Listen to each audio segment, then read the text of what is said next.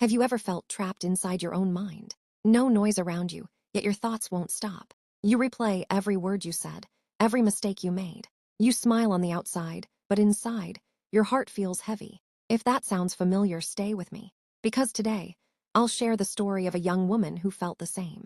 Until one powerful truth from Islam changed her entire life. Her name was Layla. Layla was 25, a university student, working part-time, always trying to please everyone. To her friends, she looked strong, confident, always smiling. But what they didn't see was the storm inside her head.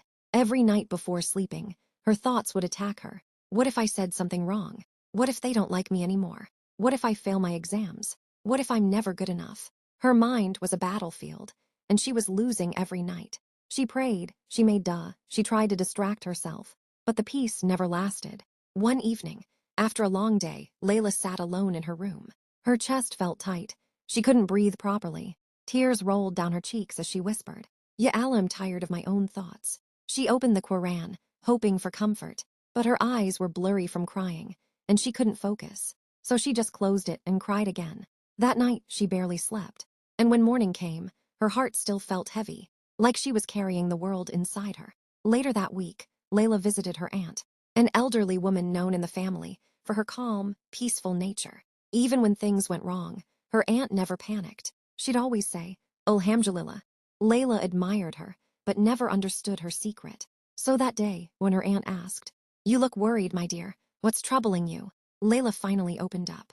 She told her everything: the anxiety, the sleepless nights, the endless overthinking. Her aunt listened quietly, then smiled and said, "Layla, you're trying to control what was never yours to control."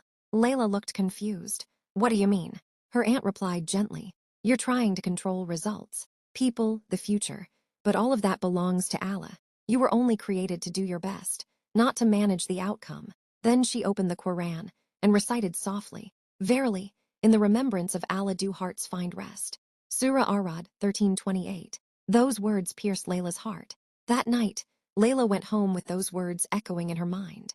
In the remembrance of Allah do hearts find rest. For the first time, she realized, peace isn't found in fixing everything.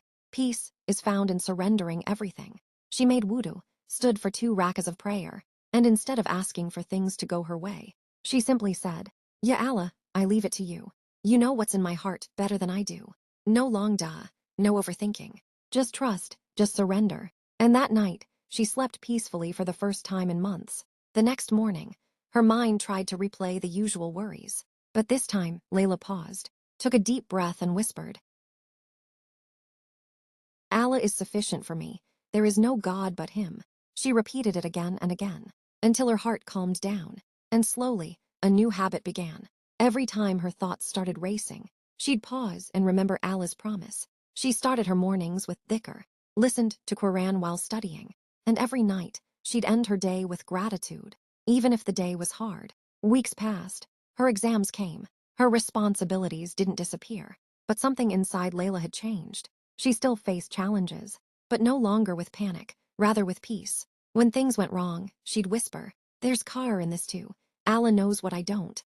Her smile returned, not the fake one she used to wear, but a real one that came from trust. Her friends noticed.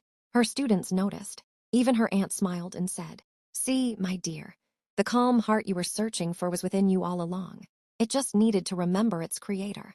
And maybe you're just like Layla today. You pray, but still feel anxious. You try, but still worry. You overthink every detail of life. If that's you, remember this. You were never meant to carry everything alone. Allah never asked you to fix the world. He only asked you to trust Him. So when your mind won't stop, when the what-ifs start screaming inside your head, pause, breathe, and say, "Allah is sufficient for me. There is no God but Him." Because the peace you're chasing isn't in knowing all the answers. It's in trusting the one who already does. So tonight, when you make dua, don't overthink. Just say, "Ya Allah, I leave it all to you." And sleep with peace, knowing the one who never sleeps is watching over you. Ya Allah, I leave it all to you. And sleep with peace, knowing the one who never sleeps is watching over you. If this story touched your heart, share it with someone who's overthinking too. Maybe this reminder is exactly what they need tonight. And remember, do your best, leave the rest, trust Allah.